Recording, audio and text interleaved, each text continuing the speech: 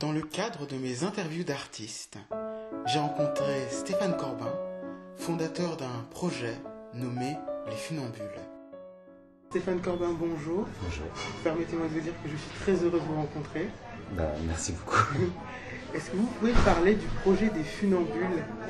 Comment présenterez-vous ce projet à quelqu'un qui ne le connaît pas? Les Funambules, c'est une réaction artistique aux violences qu'il y a eu pendant les manifestations contre le mariage pour tous. C'était l'idée de faire en chanson un documentaire qui raconterait les destins, les vies des homosexuels, hommes et femmes, à la fois aujourd'hui dans notre société et aussi un petit peu à travers les siècles, avec l'idée que plus on raconterait nos histoires, plus elles seraient connues, plus elles seraient acceptées. C'est pour ça qu'il y a 42 chansons, qu'il y a, je crois, plus de 130 interprètes. Je voulais vraiment qu'il y ait une énorme diversité de points de vue et que chacun puisse s'y reconnaître ou reconnaître quelqu'un qui connaît. Vous êtes auteur, compositeur et interprète. Alors pourquoi avoir choisi ces médias-là pour vous exprimer? Comme beaucoup de gens, j'ai été très heurté par les violences qu'il y a eu dans la manifestation. Et comme beaucoup de gens, d'ailleurs hétéro ou homo, je me suis dit qu'il fallait faire quelque chose pour réagir. Et moi, je ne sais pas faire grand-chose. Je sais faire ça, c'est déjà pas mal, mais j'avais déjà beaucoup milité dans des associations et je me suis rendu compte que ma vraie place, elle était à travers ce que je savais faire moi. Et ce que je sais faire moi, c'est les chansons. Et les chansons, ça a une vertu particulière, c'est que ça, c'est pacifiste, c'est pas violent. C'est-à-dire que t'aimes pas la chanson, t'éteins la radio ou t'écoutes pas le disque, tu l'achètes pas. 2, ça permet d'entrer dans les vies des gens de manière intime et de les accompagner dans des moments, dans des émotions. Et du coup, c'est un objet de réconfort, d'accompagnement, qui permet aussi de se rendre compte qu'on n'est pas tout seul. Donc c'était évident pour moi qu'il fallait faire ça en chanson. C'est mon métier, c'est ça que je sais faire. Et avez-vous rencontré des difficultés lors de la création du groupe? Des difficultés, il y en a à chaque étape du parcours, parce que déjà c'est un projet qui est bénévole. Donc tous les artistes qui ont participé, que ce soit les musiciens, les chanteurs, les vidéastes, les ingénieurs du son, les graphistes, enfin pour monter un projet comme celui-là, parce qu'on a fait un disque, on a fait des clips, et on a fait des concerts où on est 8 sur scène, des concerts où on est 50 sur scène. On a fait tout ça et on continue à le faire. Tout ça coûte beaucoup d'argent. Donc déjà, il faut trouver de l'argent, on n'a pas de production. À l'époque, on s'était fait jeter de toutes les maisons de disques qui ne voulaient pas d'un projet qui parle d'homosexualité. C'était clair, c'était clairement dit, ou c'était vaguement dissimulé, mais c'était clairement de l'homophobie latente. Donc tout est compliqué parce qu'il faut réussir à faire un projet qui moi me tient tellement à cœur et qui est sociétal, qui raconte des choses importantes sur la vie aujourd'hui et qui rencontre les barrières, qui rencontre n'importe quel sujet lié à l'homosexualité. En 2017, vous avez écrit votre premier roman, Nos années parallèles. Pouvez-vous nous en dire plus sur ce roman? Alors je ne me considère pas vraiment comme un auteur, mais j'avais besoin d'écrire. C'est un sujet qui me tient très à cœur. J'ai perdu ma mère il y a une vingtaine d'années.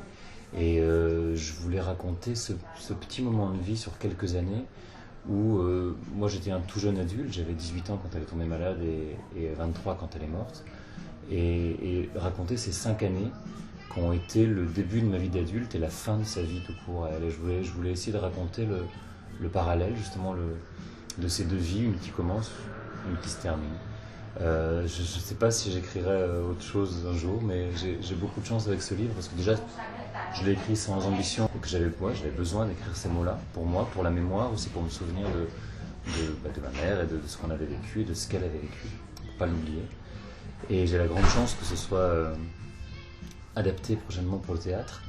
C'est Virginie Lemoine qui va le mettre en scène, avec qui je travaille depuis quelques années maintenant, aussi qui est une des marraines des Funambules avec Miu Miu. Et donc là, on va monter ça, donc il y a 2 personnes sur scène, moi je suis au piano, j'ai composé des musiques aussi pour ce spectacle, et on le fait avec Alexandre Petroni et Valérie Zacomer, qui sont 2 des acteurs qui étaient dans 31, une précédente pièce de théâtre musical que j'avais faite déjà mise en scène par Virginie Lemoine. Et quand vous créez justement, quelles sont vos inspirations? En fait, je pense que, comme beaucoup de compositeurs, j'ai écouté énormément de musique dans ma vie et je continue à en écouter beaucoup. Et un truc que j'ai compris il n'y a pas si longtemps, c'est qu'on n'est pas la musique qu'on écoute. Quand on compose, il y a quelque chose de presque magique, mystique qui se passe. Moi, je ne saurais pas du tout expliquer ça. On m'a déjà demandé si je pouvais donner des cours de composition. J'ai aucune idée de comment faire parce que c'est quelque chose qui vient. C'est un jaillissement, quoi. Ça arrive très vite. C'est quelque chose que je maîtrise pas. Et du coup, je pense que j'ai évidemment tout ce que j'ai pu écouter et aimer et adorer même dans ma vie en musique.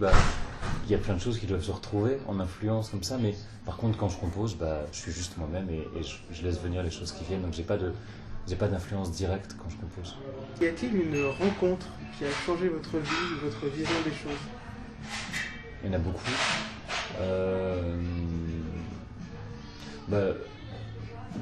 Évidemment, l'homme qui partage ma vie depuis quasiment 6 ans maintenant, ça me fait une petite émotion.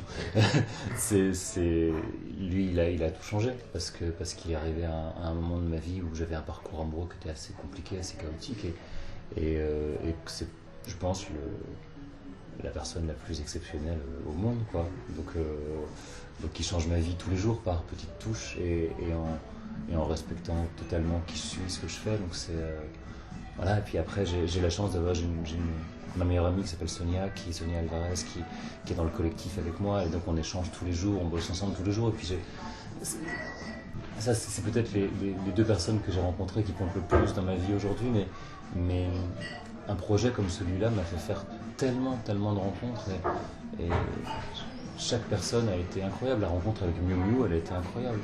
La rencontre avec Virginie, elle est incroyable. Ça va être notre 8e pièce ensemble, là, en 6 ans avec Virginie et moi. Mais il y a trop de gens, en fait.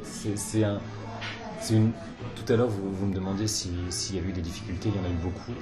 Mais il y a surtout énormément de joie, surtout énormément de bonheur partagé, surtout énormément d'humains, de rencontres. Tous les gens qui ont accompagné les concerts qu'on fait, le concert des Funambules qu'on fait dans une petite formule, on est 8 sur scène. Tous les gens avec qui on vit ces histoires-là, on a fait 60 concerts. C'est des rencontres incroyables, tous.